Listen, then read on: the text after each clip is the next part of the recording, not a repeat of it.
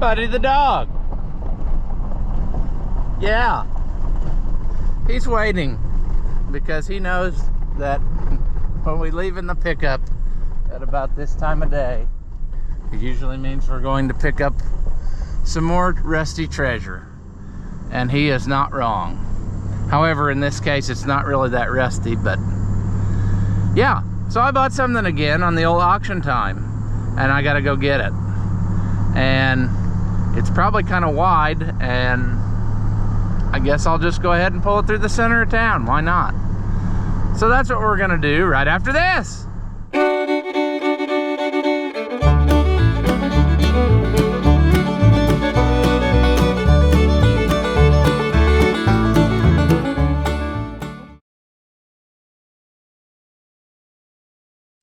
Alright, welcome back. If you haven't seen my videos before, I'm Ross the Oliver Man. I have acquired a 226 white field cultivator, and we need to go get it. And I'm kind of worried about the tongue weight of this thing. I'm hoping that the pickup can handle it and it's not going to push it all around. So that remains to be seen. We will have to see what happens. So yeah, here we have a Dear John mowing the ditches, so we'll have to try to get around this.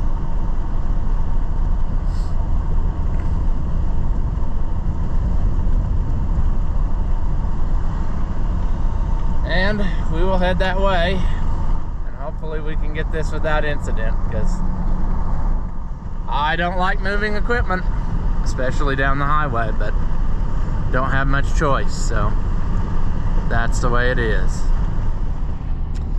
All right, we're gonna go try to find this thing. It's somewhere, but is it somewhere that I can get to? That remains to be seen.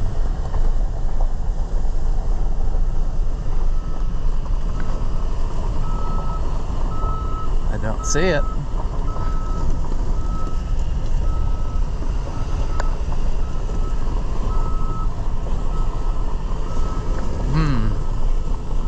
There it is.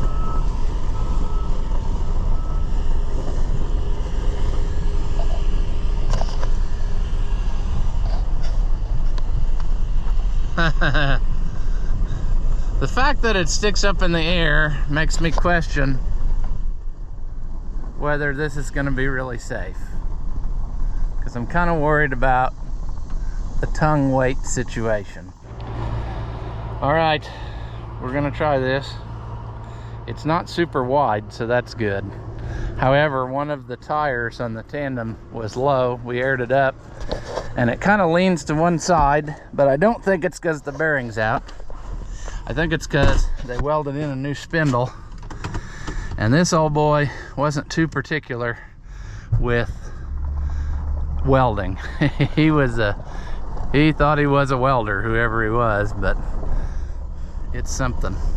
The tongue weight is not too awful bad, but it is kind of, I don't know, the thing was up in the air when I hooked to it, and they used the telehandler to push it down to hook it up, so I got to be careful. I just can't get out of hand with speed or anything, but I am happy that it folds up to a more reasonable transport width,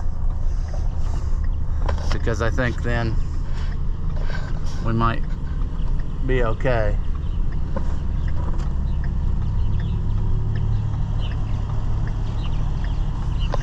It seems to be pulling fine.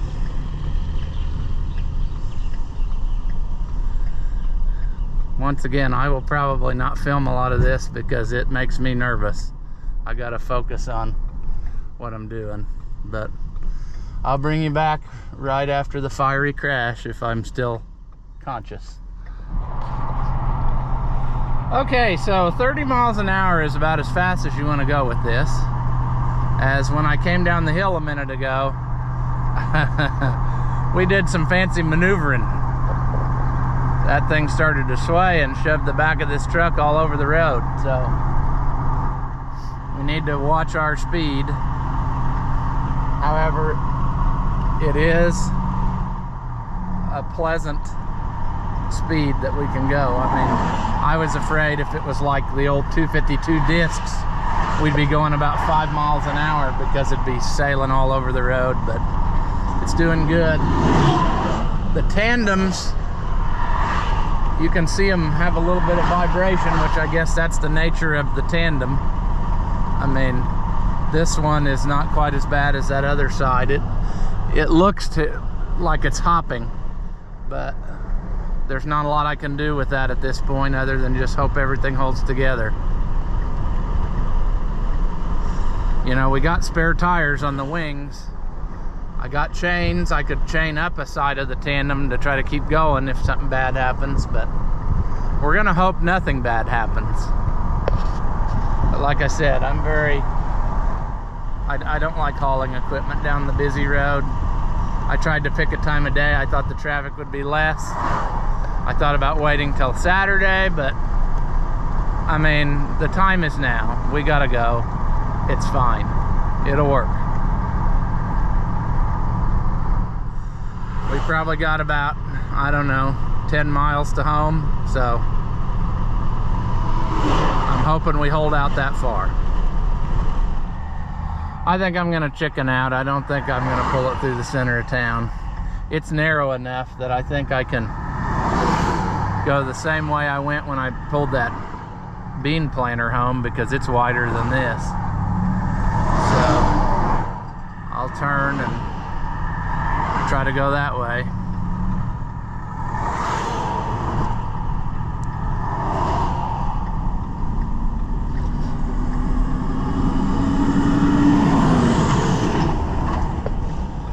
It kind of fits in the lines. It's over by about a foot maybe. That's if it's on this line. So hopefully no one hits it, but what am I gonna do, you know? Well, we're trucking along, and of course, right about the time I was gonna brag up how it was going, somebody pulls around the corner right in front of me. You best be getting out of my way, pal, because I'm coming through.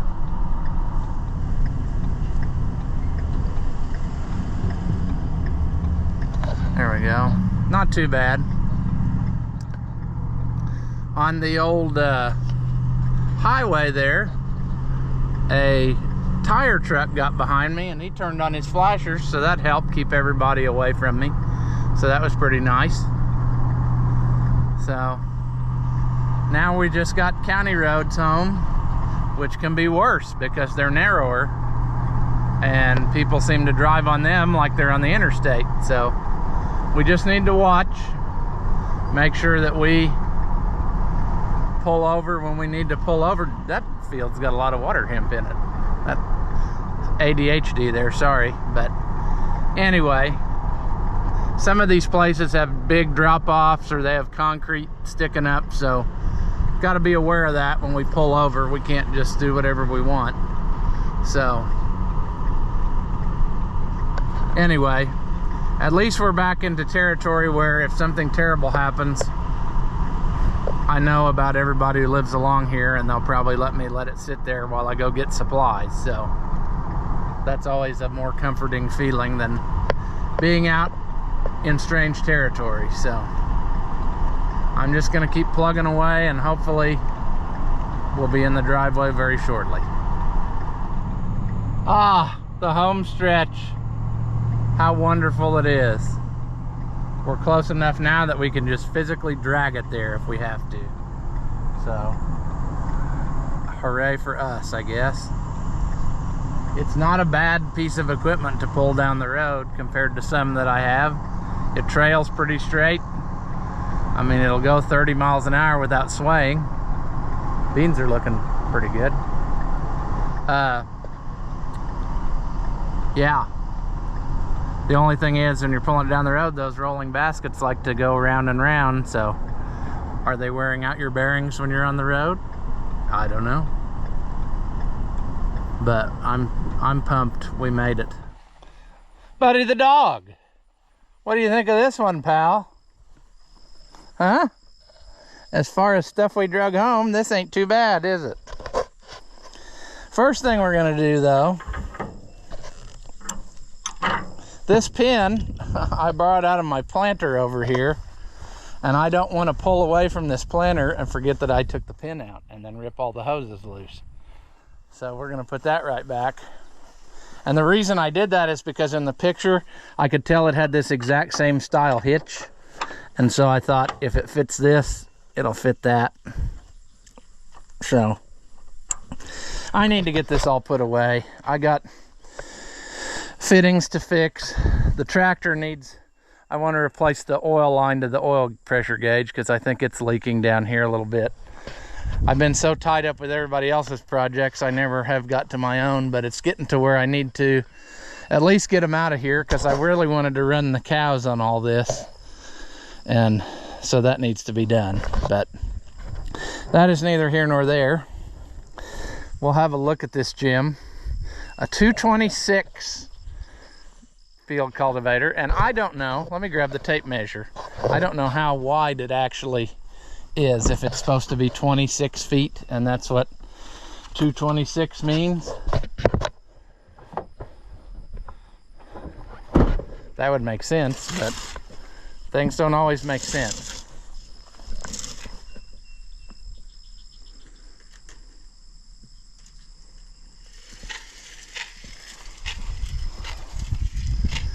We got about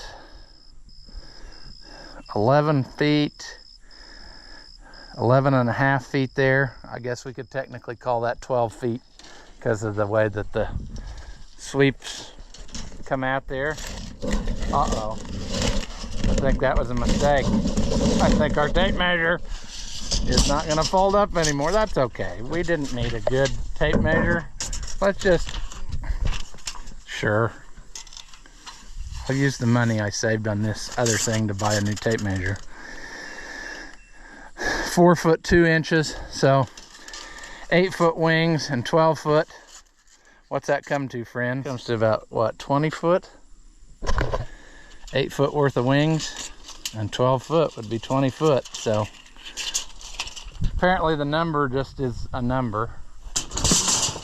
They always said age is just a number, but apparently it works with field cultivators too. But I think that we got us something. I mean, we got about 6 11L15s, if nothing else. And we got hydraulic leaks. That's familiar around here. We got hoses that are probably in need of replacement. That's very familiar. But check this out. Somebody was a welder. I mean, they really liked welding, and they didn't apparently own a saw, so they just left her however. But that's okay.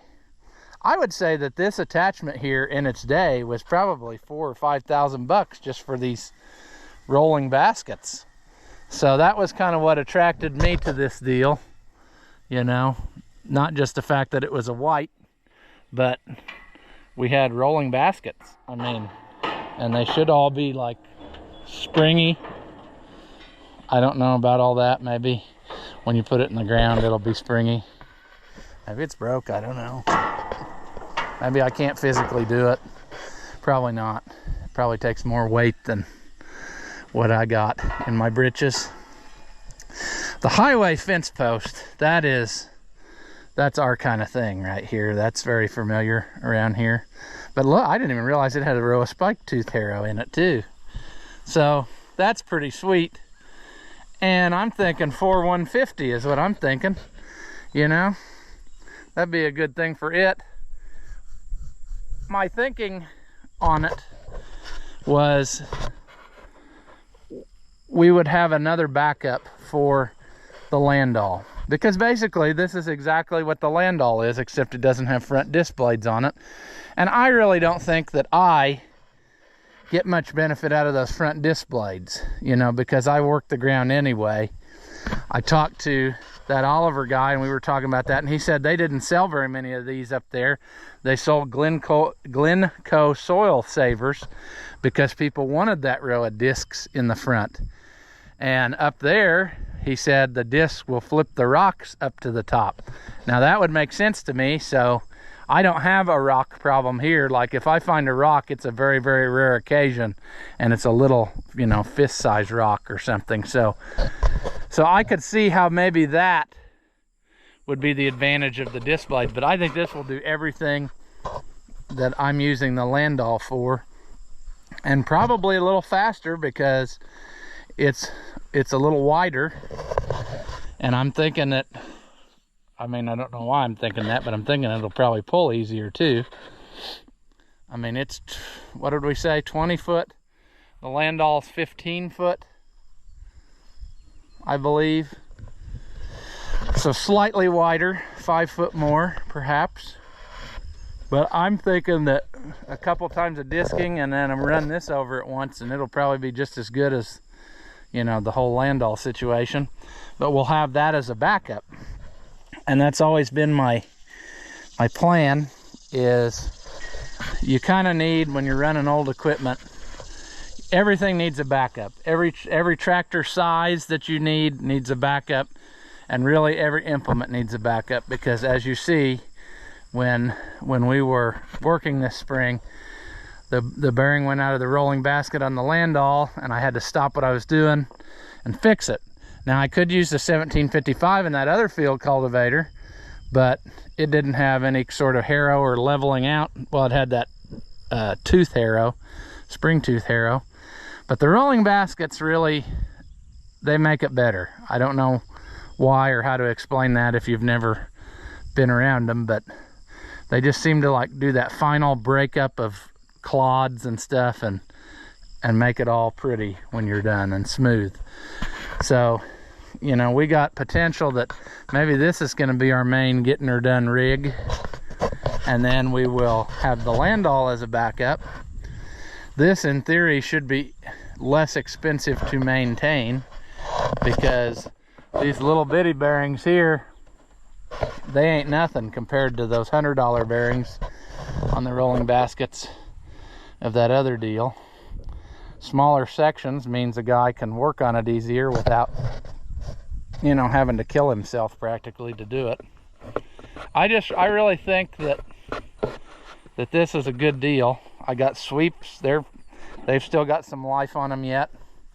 It looks like maybe some are newer than others, but all of them look like they're ready to hit the field.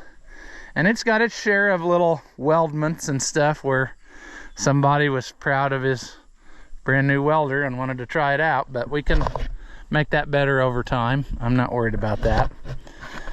But what I'm saying is, I gave $700 and some dollars for this, whatever, $70, something like that. So less than $800 brought this home, and I think I could just about get that for the rolling basket attachment if I took that off and tried to sell it. So I don't think I'm hurting on this at all. I mean, at the very least, look at all the square box tubing you got if you sawed it up. So, but that kind of solves my problem of a backup for the Landau, which has been eating at me. So with that, we have two things that can finish the soil in case something breaks. We have 3 tractors of that size now, or a size that can pull these tools, which is a good thing, because I thought 2 would be enough, but that one year both of them were broke. So having a third one, statistically there should always be one that's able to run, but you never know, we might need 4. The only thing left in my plan of stuff that I really need to get to make life easy is I'd like to find a 25-foot 271 or 272 disc. I think that the 5 foot less would work better behind these tractors. This is a great disc, but it's just a little more than this tractor wants. I mean, it will pull it, but in this clay, it's quite a load for it. You can't just bury it up to the frame, is what I'm saying, but it does work fine. You just have to go slower, and I think the discs do a better job when you're moving faster, I guess is what I'm getting at. So my thinking was, if I find a 5 foot shorter one, it will be, you know, do a better job, maybe faster, and then we will have a backup, you know, because that one day this year too, I had that all messed up and I had to stop and fix all that right over there. Yeah, so that's my thinking.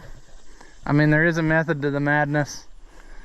I wouldn't say that I had to have this thing, but for what I got in it, I really think that I'm not doing too bad. Pay no mind to my sagging planer. We have to fix that too.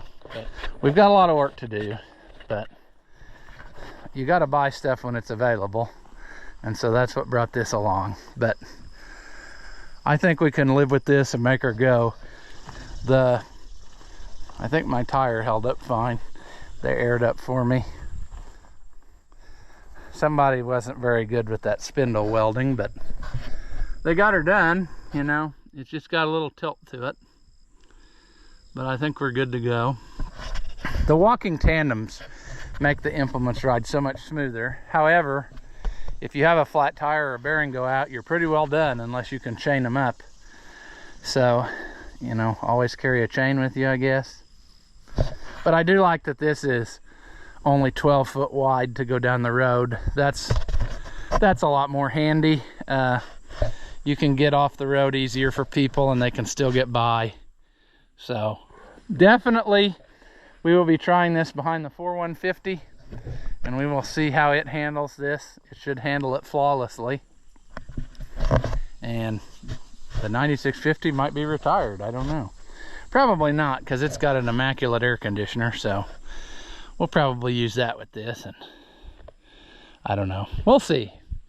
We got a whole lot of months before that happens, so, because this is not a fall tillage tool here around here, at least for me, because if you get into anything that had corn stalks on it, it's gonna ball up in these things. So anyway, but I'm happy. Like I said, I think I got my money's worth just in, you know, if you parted it out, you'd make more than what I spent. So not a bad gig, and we got us something to play with our new tractor, so that's pretty great. Do you suffer from low intelligence and are easily entertained? Well, then hit that thumbs up button and leave a comment. And that way we can keep making entertainment that your feeble minds can understand. As always, thank you for watching, and I'll see you in the next one.